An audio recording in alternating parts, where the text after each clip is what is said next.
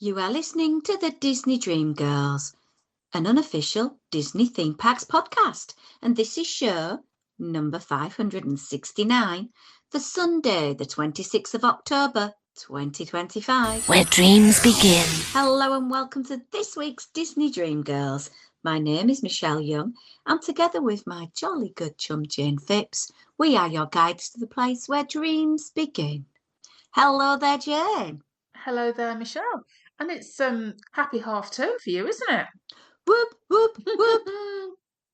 Yeah, it's where we sort of say to the parents, tag your it, your turn. Your turn for a few days. Take us off Yeah. the watch list, yeah. Yeah, absolutely. So, yes, happy time. Very, very busy teacher person, chillaxing, blah, blah, blah. And yes, but we have a wonderful podcaster, Rooney, for you. We're going to try and get a few shows cracked off in advance because Jane goes on her adventure at the beginning of November. So we're going to start with this podcast. And the first one, Jane, I am going to bring to the table for discussion is I'm a little bit lost. You're lost? I'm a little bit lost. Do you know, I can see you. So if I can see you, you must be okay. You can't be that lost. Well, I'm lost about a particular thing. Oh, what are you lost about? Well, this talk about Zootopia, I've never heard of Zootopia. I've heard of Zootropolis, but I don't know what Zootopia is. I have to say, it is one of these little anomalies, isn't it? Because now, if I'm right, I don't know if you know, you've got that in front of you, Shell. It's something to do. Was there a Scandinavian country had already got something or somewhere called Zootopia? So for over here, they had to change it to Zootropolis. Am I right in that? You are. A Disney spokesperson came on and sort of said that the name was changed so that the film would have a unique title that worked for the UK audiences. And it has been widely speculated that the trademark issue was with a Danish zoo that had the same name. So Disney were kind of legally prevented from using the name. And it was released under different titles in other parts of the world too. In some parts of the world, it was called Zoomania, which I thought it was a step back to Zoom calls during COVID. Well, it's funny, Michelle, because you won't have known this, but with us going to Disney World in a few weeks' time and there being the new Zootopia Together show, we decided we would watch Zootopia. First time we've watched it in forever. Sorry, Zootropolis, because my copy does say Zootropolis on it. And knowing that they'd had to rename it for our market, and Sam and I were watching the video, and actually we commented on just how many times they would have had to either overdub somebody, because obviously Zootopia is the city that Judy Hopps goes to. Number of times Zootopia is physically said. Number of times Zootopia is referred to in buildings, on signposts, on goodness knows what else. So there was an awful lot of work that voiceover artists would have had to have gone back in and redubbed their voices, let alone the animators and art people for the movie having to go in and change everything so they've had to do it for the UK and potentially Europe. And like you say, if it's known by something else elsewhere, they would have had to do that again for other places. A lot of work, a lot of money, just for maybe not just researching or Googling that word initially. Absolutely. So that was something I thought, oh, Janie's going to be there, and Janie might be taking pictures, and Janie might be sharing some images of the merch and the food and all the good stuff.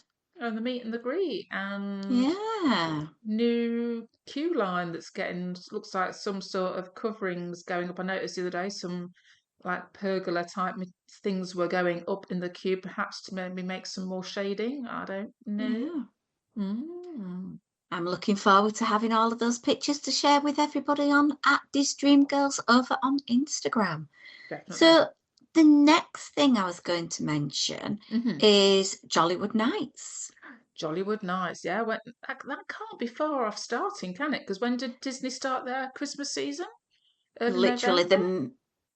the bells chime midnight on Halloween, and it literally, well, no, give them the dues. Christmas doesn't start immediately in all parks. It does tend to fade in a little bit quicker Mm, over in the Magic Kingdom because you've obviously got the Christmas parties starting straight up. And yeah, obviously, you can't go to a Christmas party without having some Christmas decorations.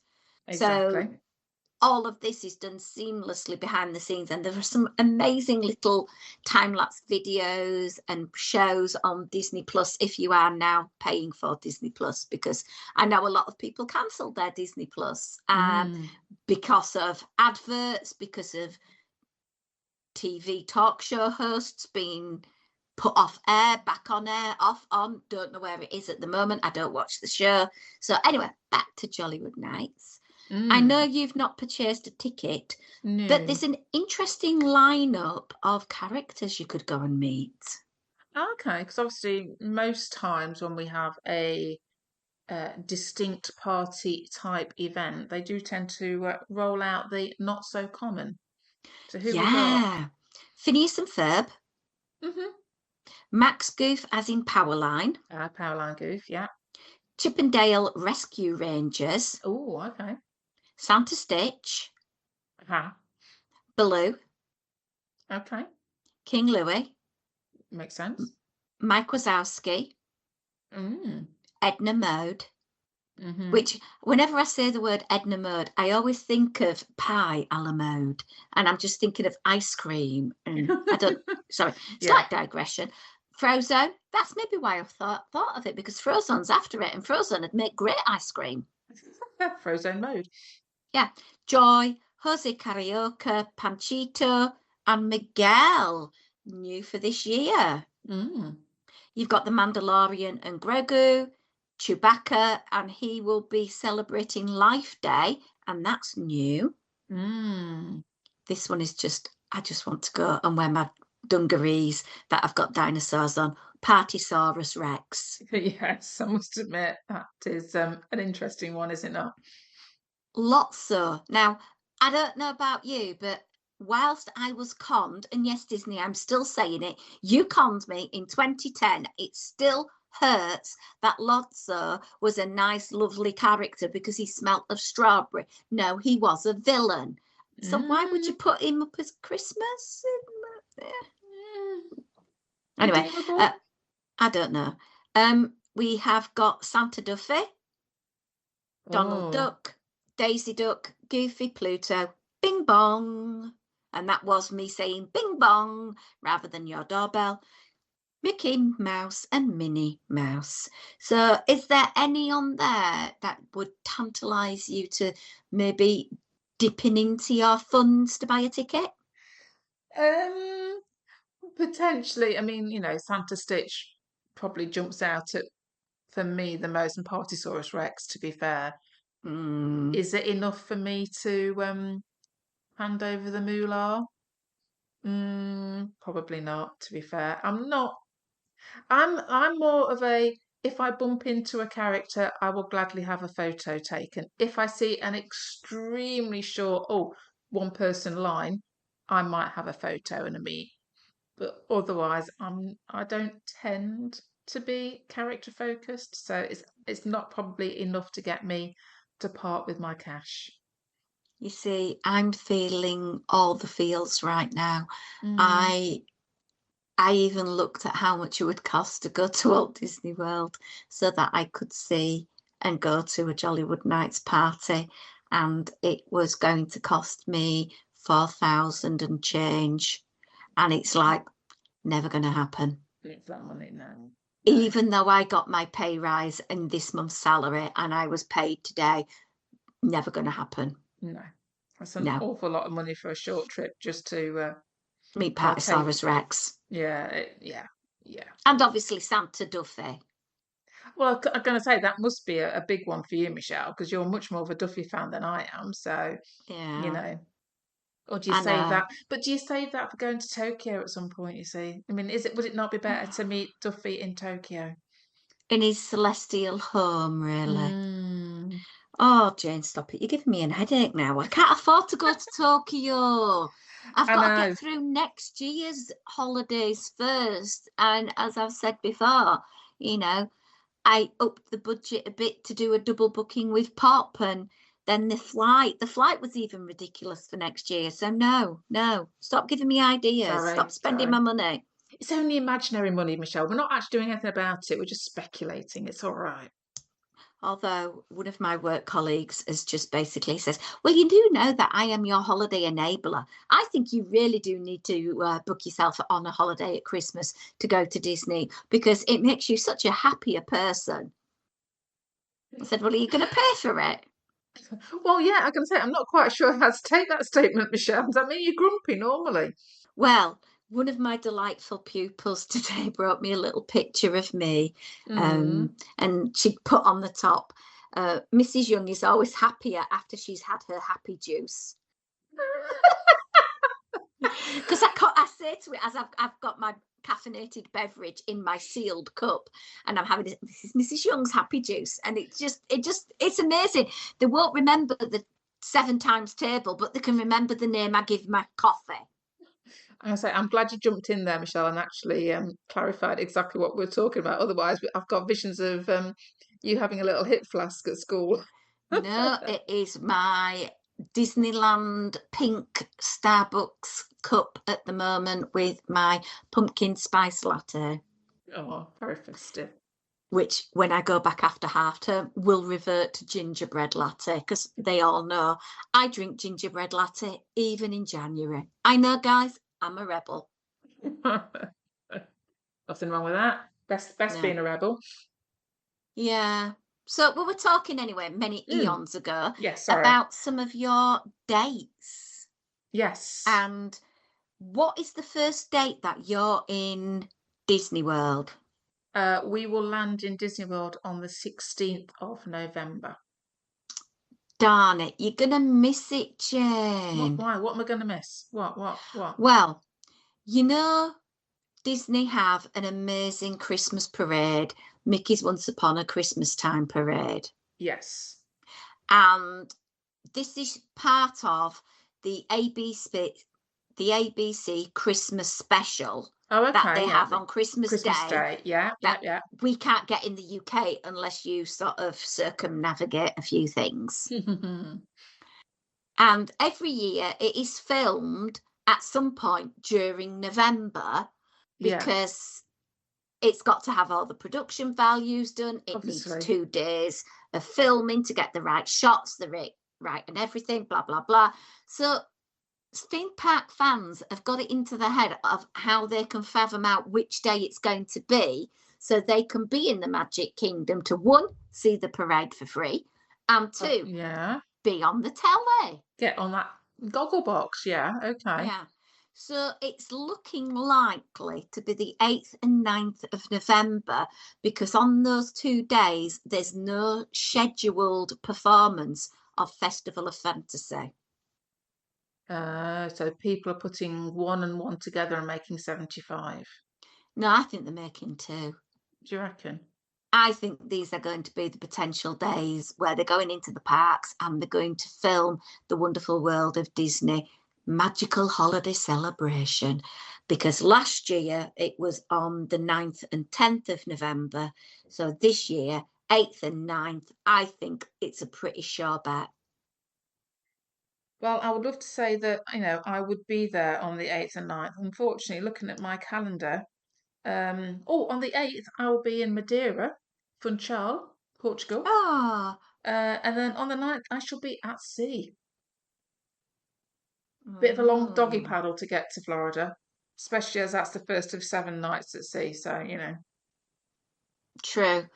Is Funchal the place that do that really crazy basket vehicle race? Toboggany race down there. Yes, Yes. I won't be doing it. I don't want to have broken bones for the latter part of my vacation. Thank you very much. Yeah, I've seen it on a few travel programs and it looks a lot of fun to go and watch Yeah, that's the bit I'll be doing. Watching, get my with steps in, having a walk round, and watching other people do it with a caffeinated with a beverage, no caffeinated doubt. beverage. Yes. That's all sounding a lot of fun there, Jane. Yeah, it's a shame that we're not, I mean, it would have been nice for taking advantage of something like that happening. I mean, I think we all know that the Christmas parade post the last Mickey's Very Merry does actually start running, doesn't it? So I think is that towards the end of the end of December, just after Mickey's Very Merry. So it's 21st, 22nd December. I think it's something around about those dates. You could get to see the Mickey's Christmas parade for free. So that's another one to look out for if you're going to be in the parks around about that time as well, isn't it? Yeah.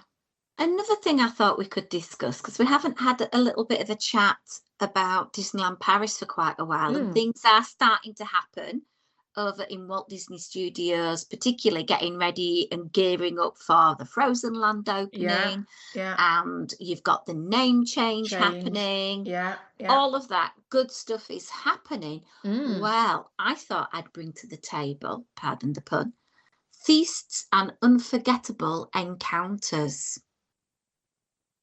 That sounds fancy. Be our guest alongside royal Disney characters in a magical setting inspired by the iconic Hall of Mirrors in the Royal Palace of Versailles and the Disney classic Beauty and the Beast. Oh, so where is this happening? Disneyland Hotel.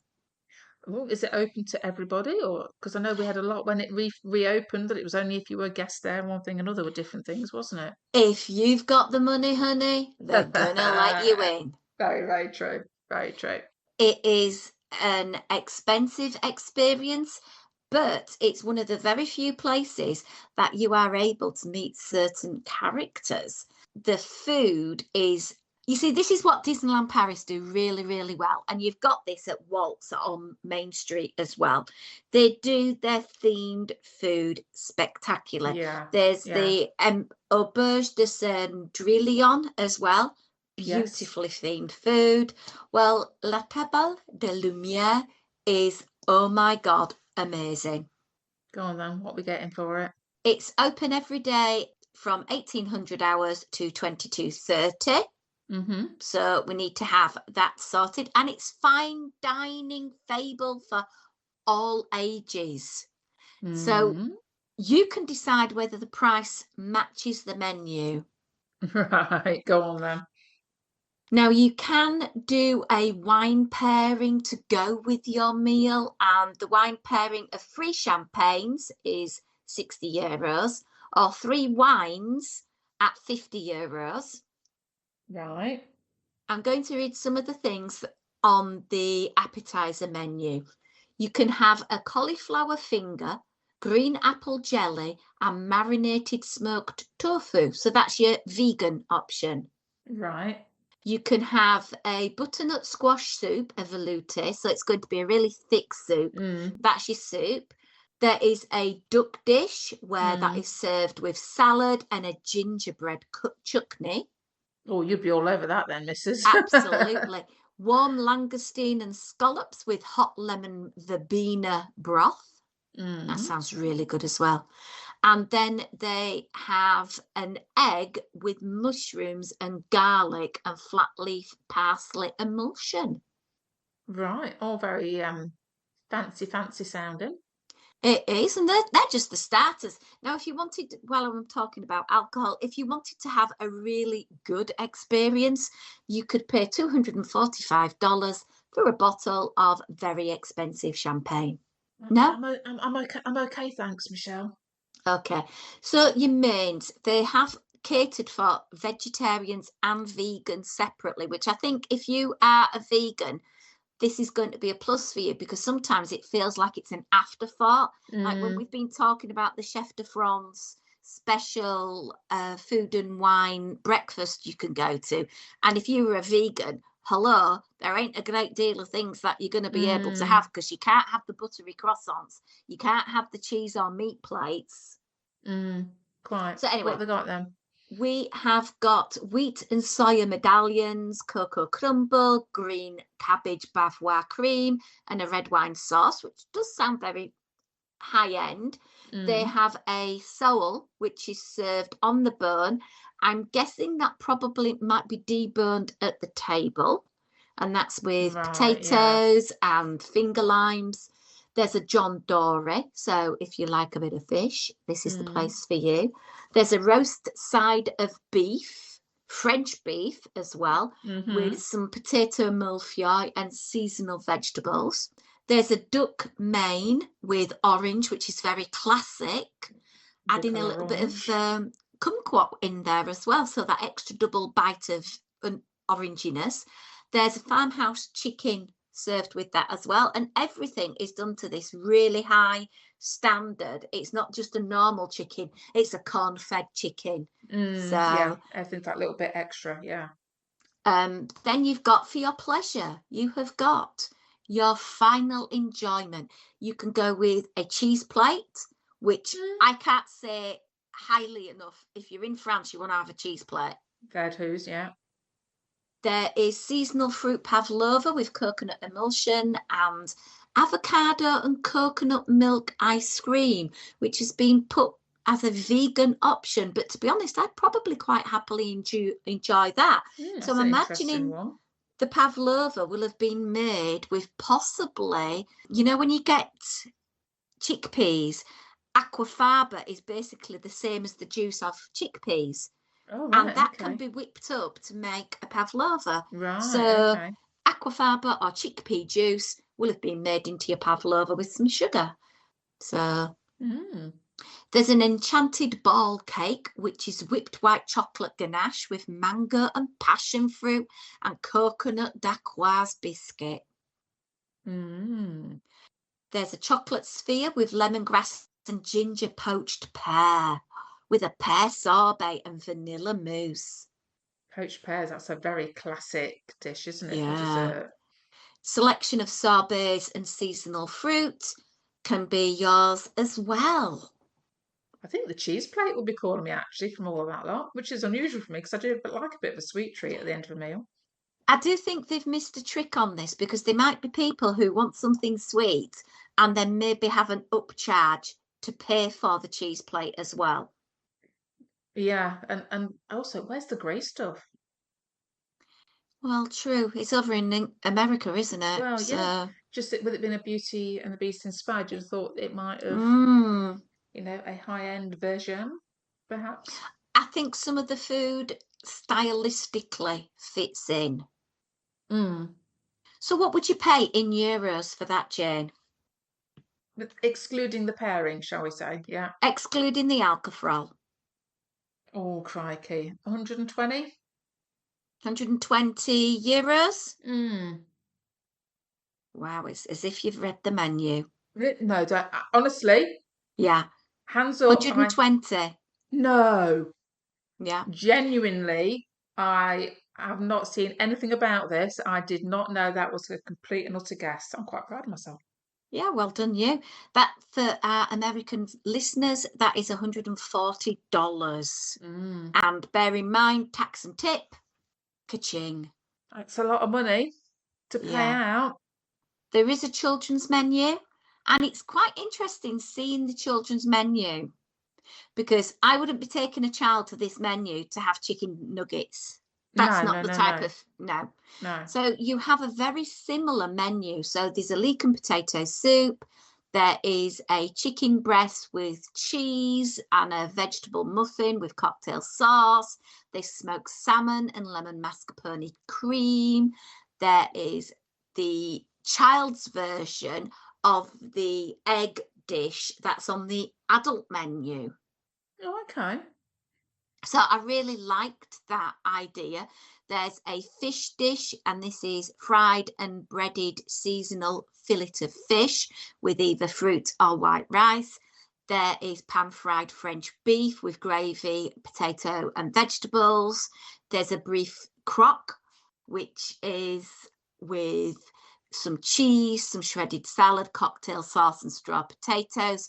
Or there is that corn-fed chicken, which is very similar to the Mm. adults. So if you've got a picky child, this probably isn't the best place for you to take your children, but the desserts is where they've gone to play up for the children's menu completely, because you can get a Cogsworth Swiss roll. Oh, And you can get a chocolate cake finger with ice cream and roasted hazelnuts. You can get seasonal fruits with candy floss and fruit coulis. And then the last one is an enchanted rose, which is a vanilla bavarois, red berry mousse, and almond biscuit. see, I quite like the sound of the kiddies' dessert better than I do the Yeah. adults. Can I interchange, please? Well, can you guess how much the children's menu is? So we're talking 120 euros for adults. Hmm. It's a kids menu that sounds it's high end kids, isn't it? It's Oh, it's yeah. trying to emulate and which I think is great actually. Like you, Shell, I was always a great one with our kids when they were growing up. That as lovely as it was to be able to have a quick meal of McNuggets, it was also introduce them to other bits and pieces as well. So I don't know, 85 euros.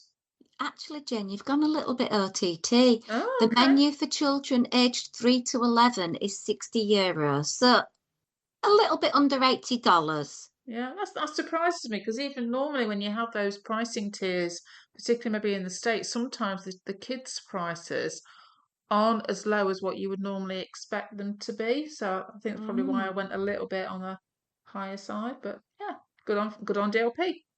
If you yeah. can afford to do it and it's something that you want to do and you know that your kids are going to eat what's on the menu, then Mm, go for it. Special occasion and all that.